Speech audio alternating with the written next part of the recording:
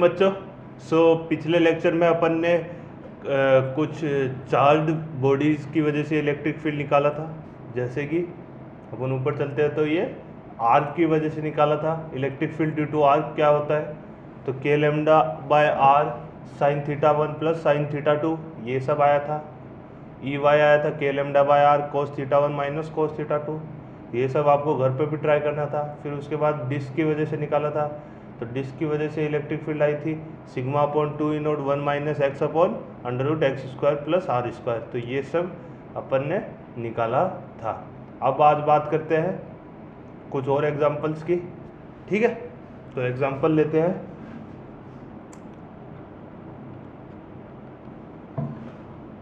एक इलेक्ट्रिक मतलब एक रोड है, पहले मैं एक्सिस बना देता हूँ।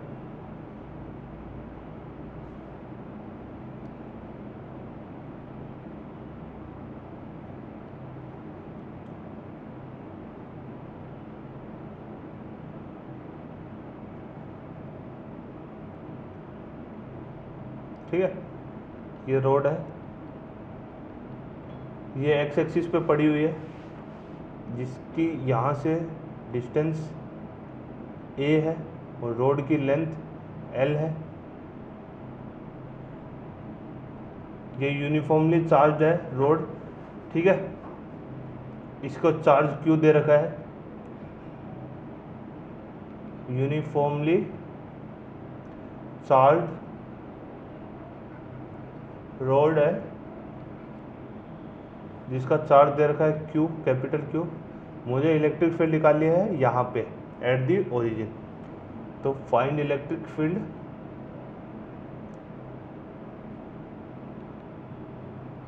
At origin.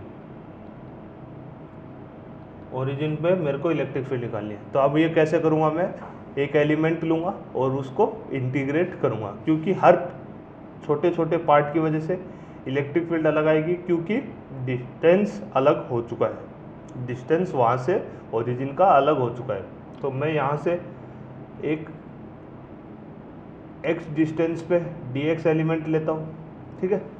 तो पहले तो अपन निकालेंगे linear charge density. Linear charge density will be equal to q upon l, that will be equal to, अगर इसका चार्ज dq है तो that will be equal to dq upon dx। तो dq को मैं लिख सकता हूँ q by l into d x, ठीक है। तो ये वाला मैं यूज में लूँगा, ठीक है। तो अब बात करते हैं इसकी वजह से इलेक्ट्रिक फील्ड लिखते हैं। तो इलेक्ट्रिक फील्ड नेगेटिव की तरफ होगी सभी एलिमेंट की वजह से, डी ई कुल। तो डी ई कैसे लिखूँगा मैं, D E will be equal to k d q upon r square, ठीक है। तो अब इसको मैं डी क्यू को पुट कर देता हूँ,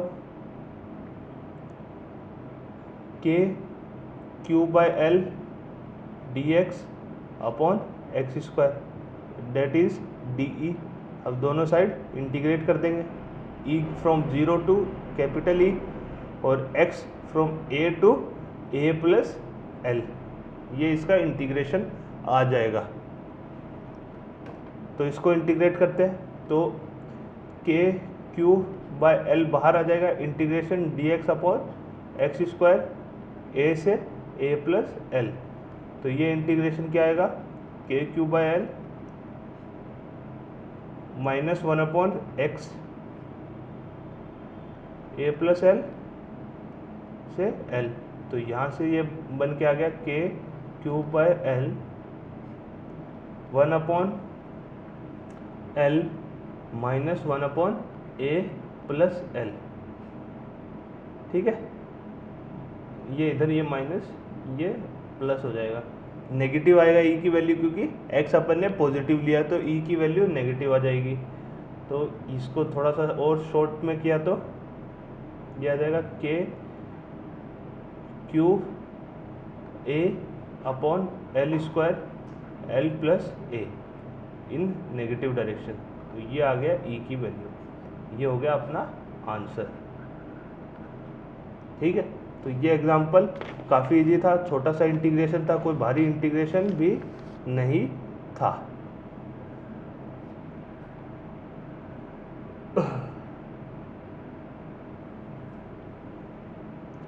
ए प्लस एल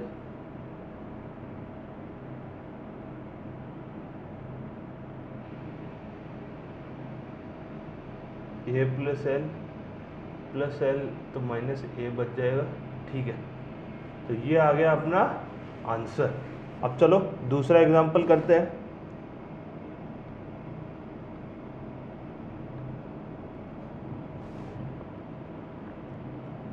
दूसरा एग्जांपल देखते हैं।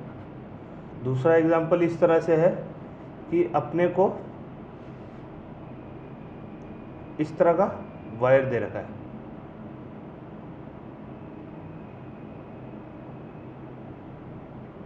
अब ये इनफाइनाइट को इधर जा रहा है और ये इनफाइनाइट को इधर जा रहा है और ये क्वार्टर बना रहा है। तो हमको इस क्वार्टर के सेंटर पे निकालना है और ये आर दे रखा है, इसकी लीनियर चार्ज डेंसिटी लैम्डा दे रखी है और हमको इसके क्वार्टर पे निकालना है कि क्या होगी इलेक्ट्रिक फील्ड।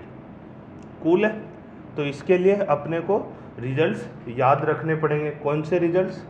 इसके लिए अपने को ये वाले रिजल्ट्स याद रखने पड़ेंगे। एक तो क्वार्टर की वजह से कितना होता है? क्वार्टर की वजह से होता है के लैम्डा बाय आर, के लैम्डा बाय आर। तो ये वाला रिजल्ट यहाँ पे लिख देते हैं अपन। तो क्वार्टर की वजह से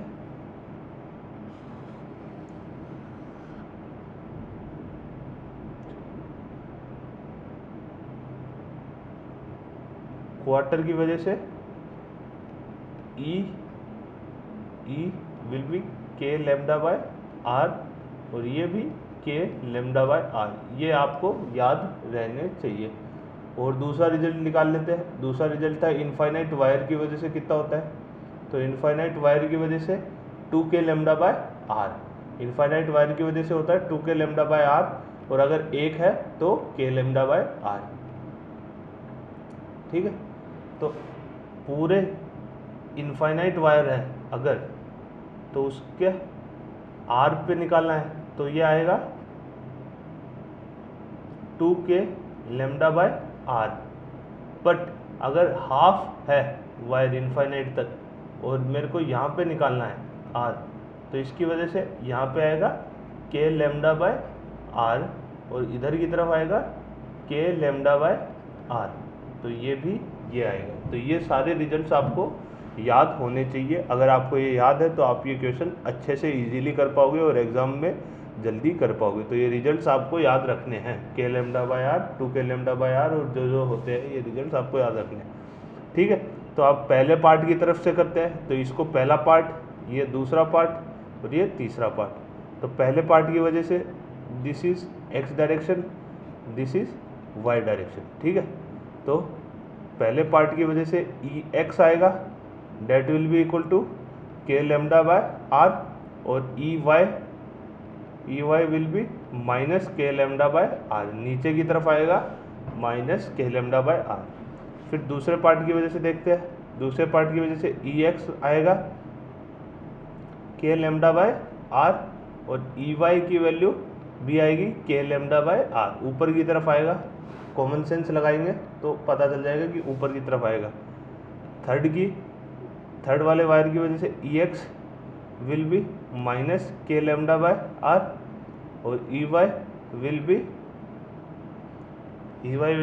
plus k lambda by r. तो नेट क्या होगा? नेट इन तीनों का एडिशन होगा। तो इन तीनों का एडिशन किया तो नेट आएगा के ई एक्स विल बी के लैम्डा बाय आर, और ई वाई विल बी के लैम्डा बाय आर। तो ये आएगा नेट आंसर।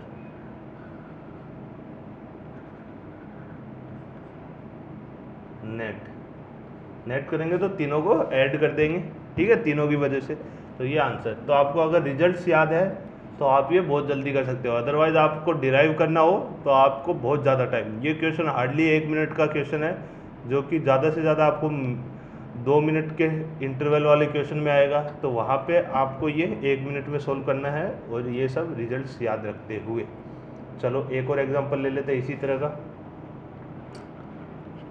इस बार क्या है, वायर इस तरह का है,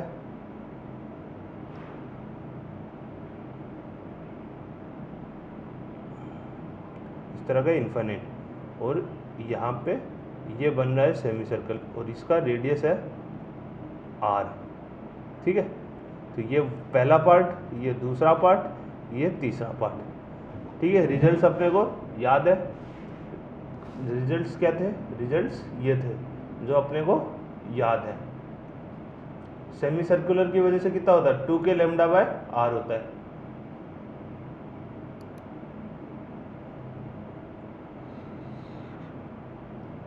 सेमी सर्कुलर की वजह से कितना होता है, 2k लैम्डा बाय r होता है।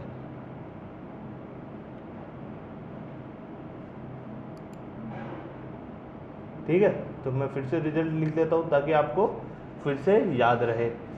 तो एक तरफ इनफाइनाइट वायर की वजह से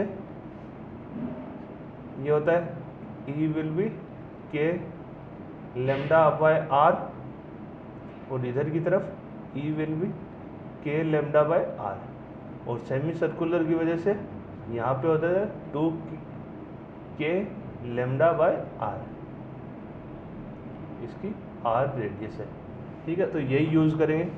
तो ये मान लो x एक्सिस, ये मान लो y एक्सिस, तो मेरे को यहाँ पे निकालना है। ठीक है, तो पहले पार्ट की वजह से Ex will be k lambda by r और Ey will be minus k lambda by r।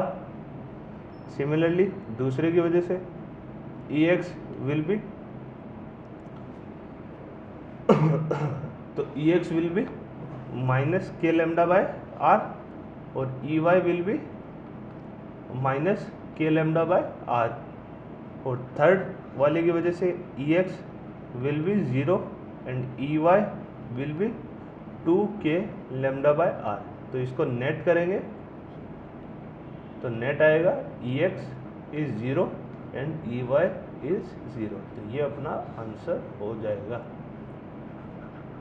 तो ये भी वैसा ही क्वेश्चन है जैसा प्रीवियस क्वेश्चन था, काफ़ी इजी है, पर आपको रिजल्ट्स याद रखने पड़ेंगे, अदरवाइज आप ये मिस कर दोगे। चलो एक और एग्जांपल लेते हैं, थोड़ा अलग डिफरेंट एग्जांपल है।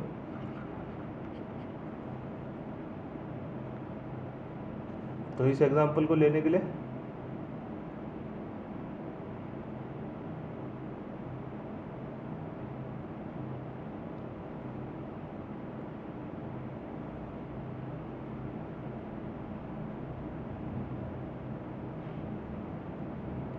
ठीक है, तो ये शीट है, इसमें से बीच का पार्ट हमने रिमूव कर दिया। ये इनफाइनाइट शीट है।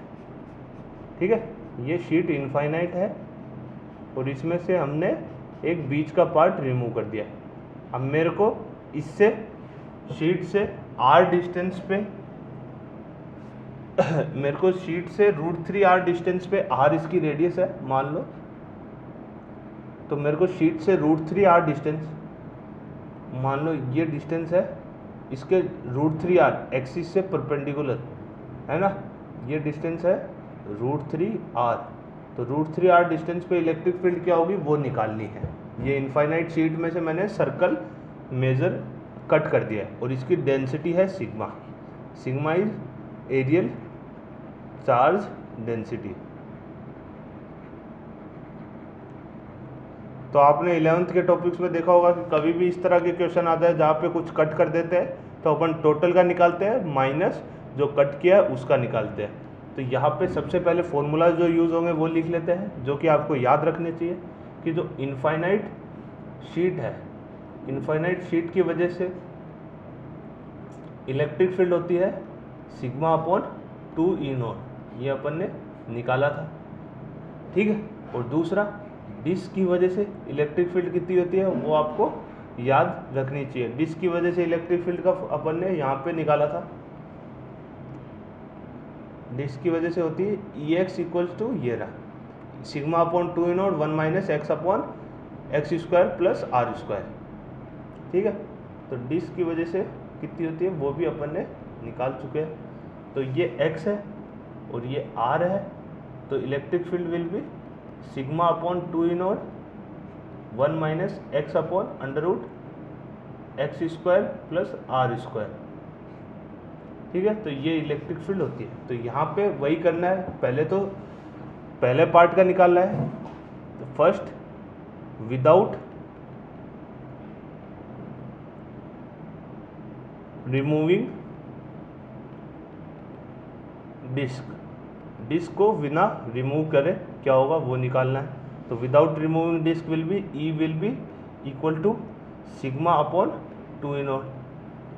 दूसरा ओनली डिस्क की वजह से कितना होगा, that is e equal to sigma upon 2 E naught 1 minus x will be √3r under root of 3r square plus r square. ये आ जाएगा सिग्मा अपॉन 2 ई नॉट 1 माइनस √3/2। ये इसकी वैल्यू आ जाएगी ओनली डिस्क की। तो अब मेरे को निकालना है शीट विदाउट डिस्क।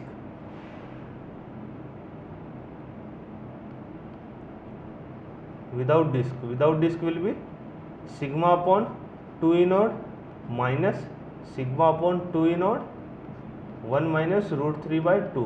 तो यहाँ से आ गया √3 by sigma upon 4 E naught will be the answer. ये इसका आंसर हो जाएगा, √3 sigma upon 4 E naught. √3 sigma upon 4 E naught इसका आंसर हो जाएगा। ठीक है, तो इस तरह के क्वेश्चन आपको आएंगे। तो कट करने वाले पोर्शन के पहले तो विदाउट कट का निकाल लो, उसके बाद ओनली डिस्क का निकालो और फिर उससे सब्ट्रैक्ट कर दो। तो इससे ये जो इलेक्ट्रिक फील्ड है वो आ जाएगी अपनी। ठीक है, तो ये सब यहाँ तक हो चुका है। अब हम पढ़ेंगे electric field of lines. Electric field of lines मतलब कि इलेक्ट्रिक फील्ड को विजुअली कैसे अपन दिखाते हैं ग्राफ्स ड्राइंग्स में और वो सब। तो उसकी क्या क्या प्रॉपर्टीज़ होती है लाइंस की, वो कैसे रिप्रेजेंट करती है, तो ये सारी चीज़ें यहाँ पे अपन देखेंगे। चलो, तो पहला डाल देते हैं lines of forces. Electric field lines of forces.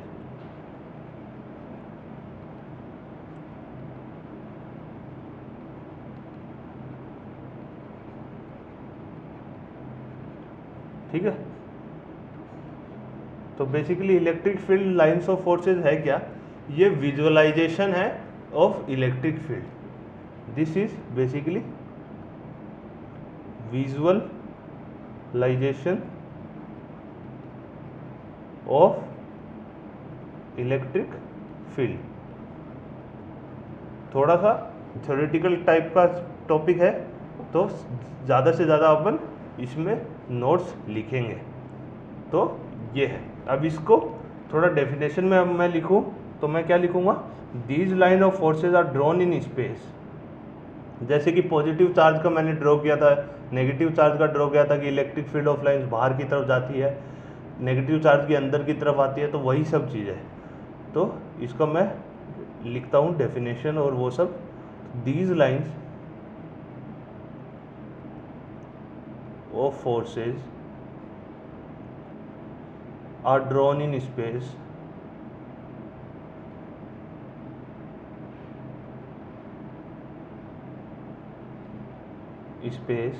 in such a way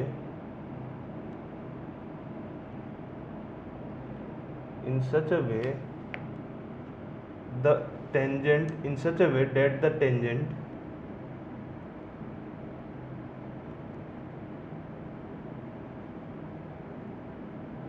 to the line, tangent to the line, ये मैं लिख रहा हूँ, इसको एक्सप्लेन भी करूँगा, तो डरने की कोई बात नहीं है। Tangent to the line at any point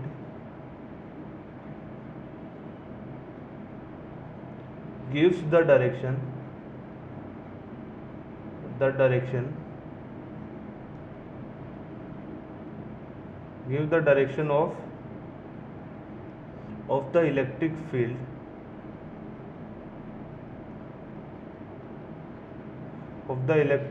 at that point.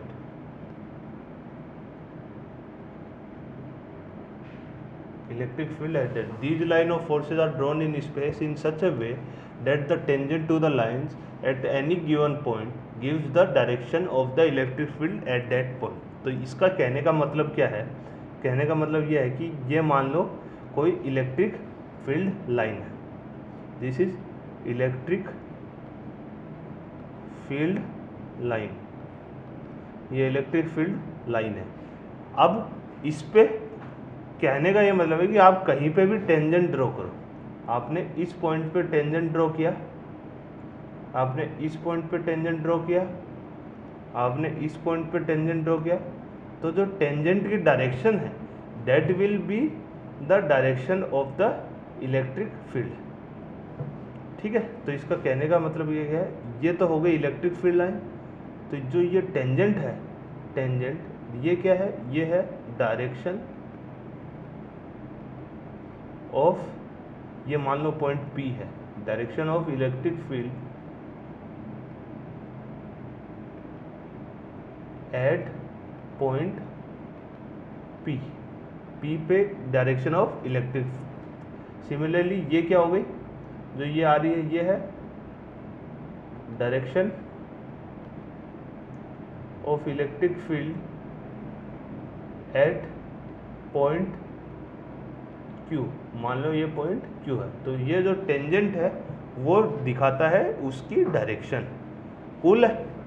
तो ये पॉइंट समझ में आ गया. इलेक्ट्रिक फील्ड लाइन का एक पॉइंट है कि जो इलेक्ट्रिक फील्ड लाइन पे जो भी टेंजेंट है वो उसकी direction of electric field show करता है. अब आते हैं दूसरे पॉइंट की तरफ. दूसरा पॉइंट यह है कि जितनी ज़्यादा डेंस इलेक्ट्रिक फील्ड लाइंस होगी उतनी ज़्यादा वहाँ पे इलेक्ट्रिक फील्ड की वैल्यू होगी. जितने ज़्यादा लूज होगी इलेक्ट्रिक फील्ड लाइन वहाँ पे इलेक्ट्रिक फील्ड की डेंसिटी वैल्यू कम होगी, मैग्नीट्यूड उसका कम होगा. ठीक है. तो ये भी लिख देते हैं. Number of lines per unit area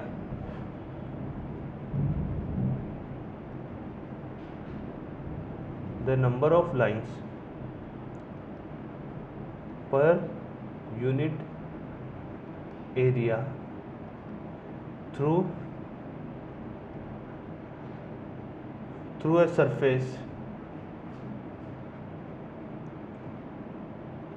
perpendicular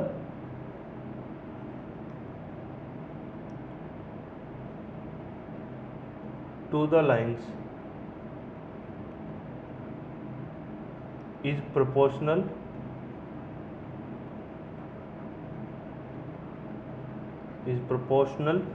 to the magnitude of electric field. Proportional to the magnitude of electric field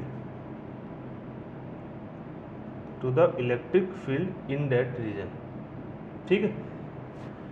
कहने का मतलब क्या है? जैसे कि आप ऐसे समझो कि एक ये छोटा एरिया है, एक बड़ा एरिया है. ठीक है. अब इलेक्ट्रिक फील्ड ऑफ लाइन यहाँ से घुसी, तो मान लो 10 लाइन घुसी यहाँ से, और वो 10 की 10 लाइन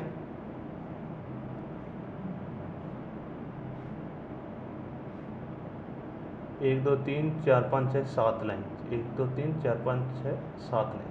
जैसे 7 लाइन यहाँ से घुसी और वही 7 लाइन आगे निकल गई, 4 5 6 7. ठीक है. तो 7 लाइन यहाँ से घुसी, छोटे एरिया से 7 लाइन अंदर आई और परपेंडिकुलरली, और वही 7 लाइन बड़े एरिया से निकली. तो इलेक्ट्रिक फील्ड की यहाँ पे मैग्नीट्यूड ज़्यादा होगा यहाँ की बजाय. तो E1 का magnitude will be greater than E2 का मैग्नीट्यूड. तो इसका सेंस ये है. ठीक है. तो ये पॉइंट भी आपका क्लियर हुआ कि जहाँ पे ज़्यादा डेंस लाइंस होगी वहाँ पे इलेक्ट्रिक फील्ड का मैग्नीट्यूड ज़्यादा होगा. चलो अगला पॉइंट लिखते हैं. अगला पॉइंट है, जो इलेक्ट्रिक फील्ड की लाइन है वो हमेशा पॉजिटिव चार्ज से स्टार्ट होती है और नेगेटिव चार्ज पे जाके एंड होती है, ठीक है, क्योंकि पॉजिटिव से वो निकलेगी और कहीं ना कहीं जाके नेगेटिव पे, उसके काउंटर नेगेटिव पे वो जाके एंड होगी। तो यही पॉइंट को मैं लिख रहा हूँ, every field line is continuous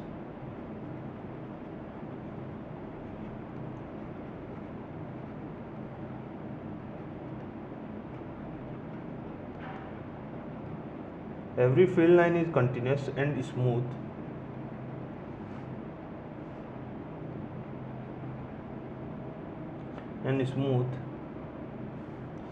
curve originating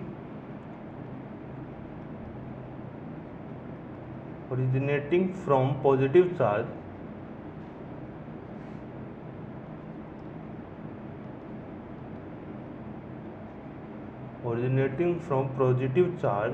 and ending to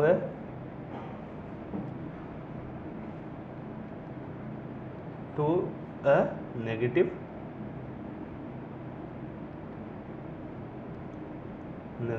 charge, ठीक है। तो पॉजिटिव चार्ज से स्टार्ट होके वो नेगेटिव चार्ज तक एंड होती है। इसके हम ग्राफ्स वगैरह भी देखे हैं तो वहाँ पे आपको ये और ज़्यादा क्लियर होगा। चलो पर कई बार क्या होता है, जैसे कि मैंने सिर्फ कुछ पॉजिटिव चार्ज लिया, नेगेटिव चार्ज पिक्चर में नहीं है, तो उसकी जो लाइंस है वो जाके एंड होगी इन्फिनिटी पे। इन्फिनिटी पे माना जाएगा कि उसका काउंटर नेगेटिव पार्ट है। जैसे कि अगर मैंने सिर्फ केवल पॉजिटिव चार्ज बनाया तो इसकी लाइंस इस तरह से रेडियली आउटवर्ड बनती है। तो ये रेडियली आउटवर्ड लाइन स्टार्ट तो यहाँ से हो रही है, पर एंड कहाँ पे हो रही है? एंड हो रही है ये इनफाइनाइट पे, ठीक है।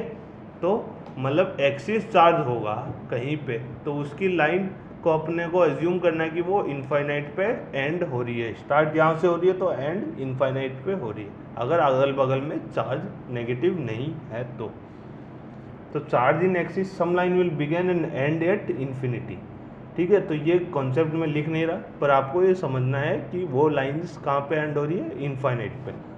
चलो अब अगला पॉइंट लिखते हैं। अगला पॉइंट है कि दो इलेक्ट्रिक फील्ड लाइंस कभी भी एक दूसरे को क्रॉस नहीं करेगी। दो इलेक्ट्रिक फील्ड लाइन एक दूसरे को क्रॉस नहीं करेगी। क्रॉस नहीं करेगी क्यों? क्योंकि इलेक्ट्रिक फील्ड पे टेंजेंट की डायरेक्शन अपने को इलेक्ट्रिक फील्ड की डायरेक्शन दिया, तो दो लाइन अगर क्रॉस कर रही है तो दो टेंजेंट होंगे। दो टेंजेंट यानी एक ही पॉइंट पे दो इलेक्ट्रिक फील्ड की डायरेक्शन नहीं हो सकती, इसीलिए दो इलेक्ट्रिक फील्ड लाइंस कभी भी एक दूसरे को क्रॉस नहीं करेगी। तो ये भी मैं लिख लेता हूँ, two electric field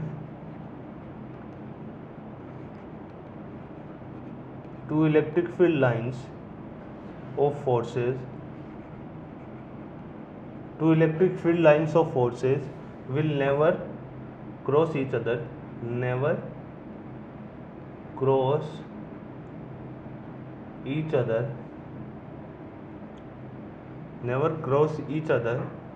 because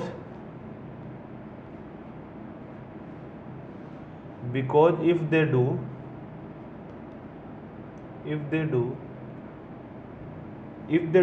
then at a point there will be a two electric field directions, okay। तो if they do, intensity will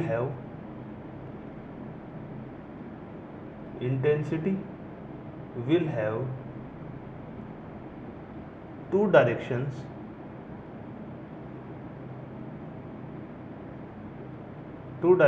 which is absurd।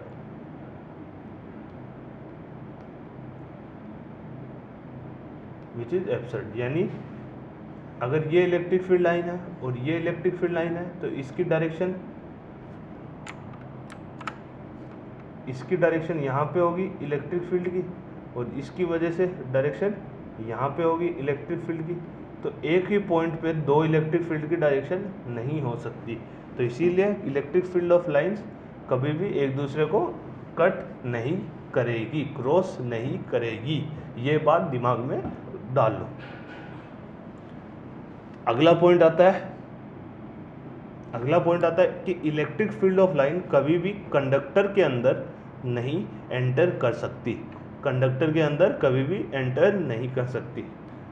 चलो तो ये लिख लेते हैं अपन, electric field lines do not pass through conductor.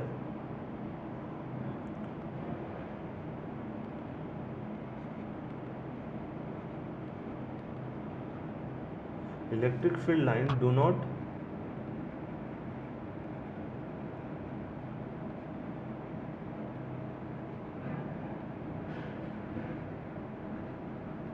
pass through conductor।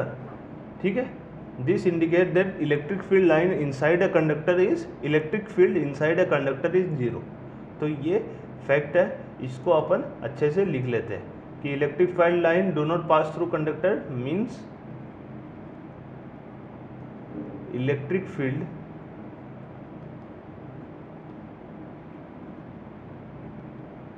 Inside the conductor is zero. Electric field inside the conductor क्या होती है, जीरो होती है।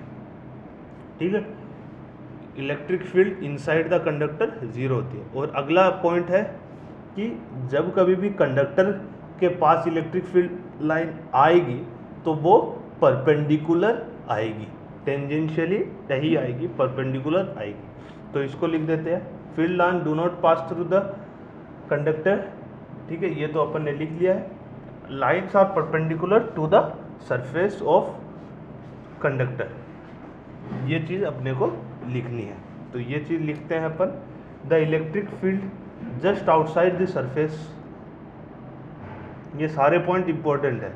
ठीक है, electric field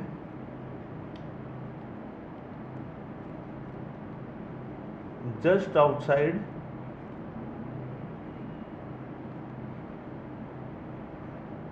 the surface of conductor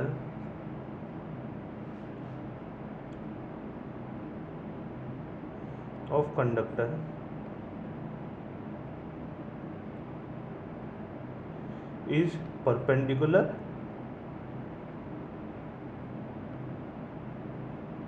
to its surface।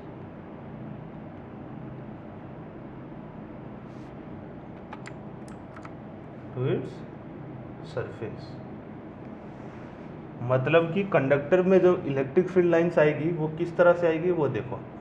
अगर ये conductor है, कंडक्टर, तो इसके अंदर इलेक्ट्रिक फील्ड लाइंस हमेशा परपेंडिकुलर आएगी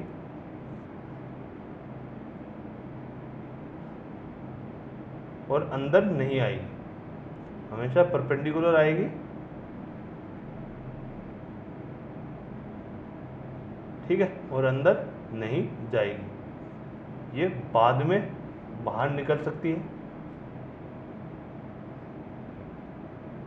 पर बाहर निकलेगी तब भी ये परपेंडिकुलर ही होगी। तो अंदर इलेक्ट्रिक फील्ड लाइंस नहीं होगी कंडक्टर के, और सरफेस पे ये परपेंडिकुलर होगी। ये इसका मोटा मोटा पॉइंट है। ठीक है, तो यहाँ तक आपको सारे पॉइंट एक बार रिवाइज कर लो ढंग से।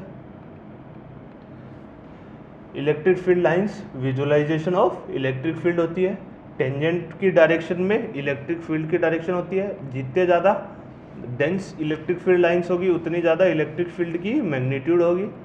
और हर फील्ड लाइन कंटिन्यूस और स्मूथ होती है, वो पॉजिटिव से स्टार्ट होके नेगेटिव पे एंड होती है।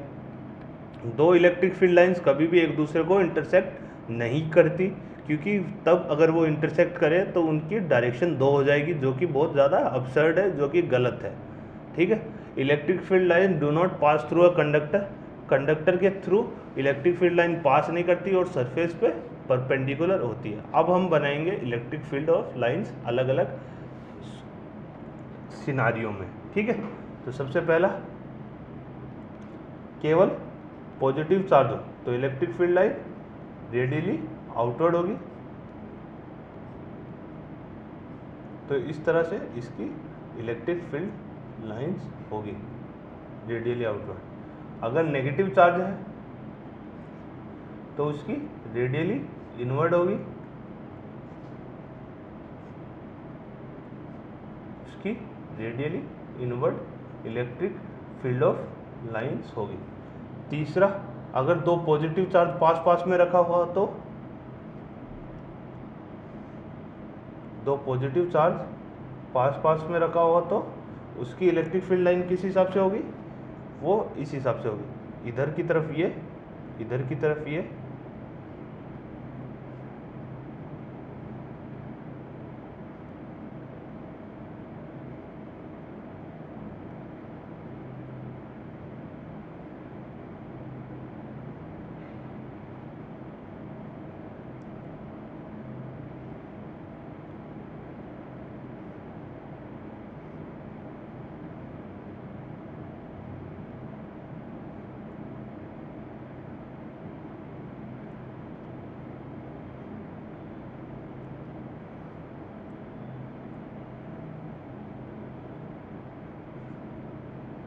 ठीक है। तो यहाँ पे बीच में आएगा न्यूट्रल पॉइंट, जहाँ पे इलेक्ट्रिक फील्ड की वैल्यू 0 होगी।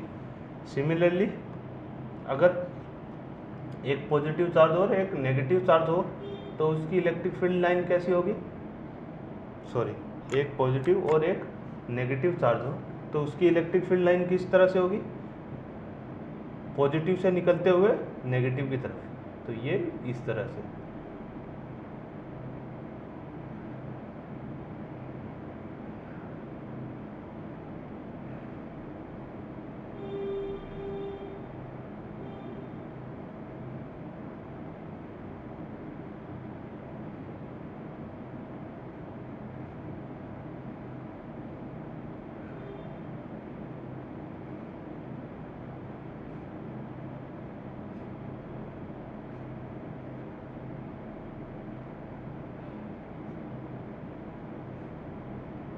इस तरह से कुछ फील्ड चार्ज होगा।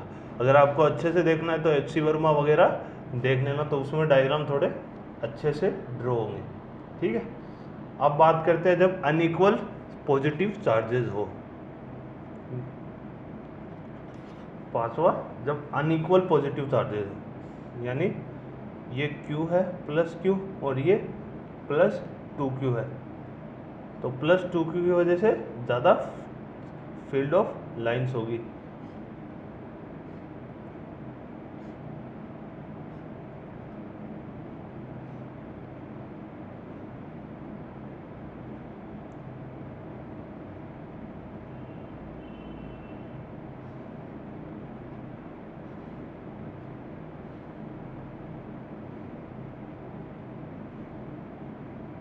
और प्लस Q की वजह से कम फील्ड ऑफ लाइंस होगी।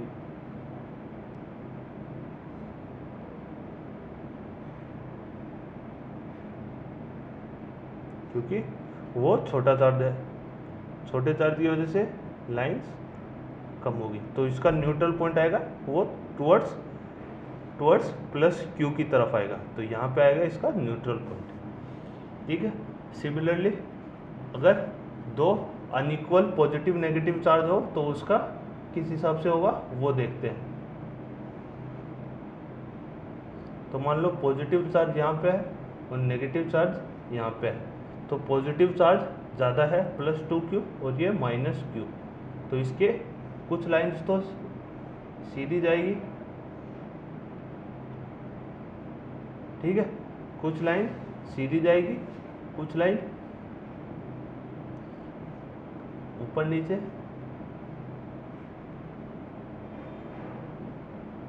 कुछ लाइन इसको ऐसे घूम के आगे की तरफ निकल जाएगी,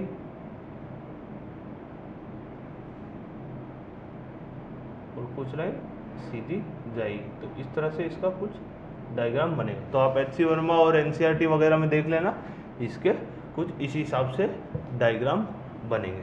तो आज का लेक्चर यहीं तक।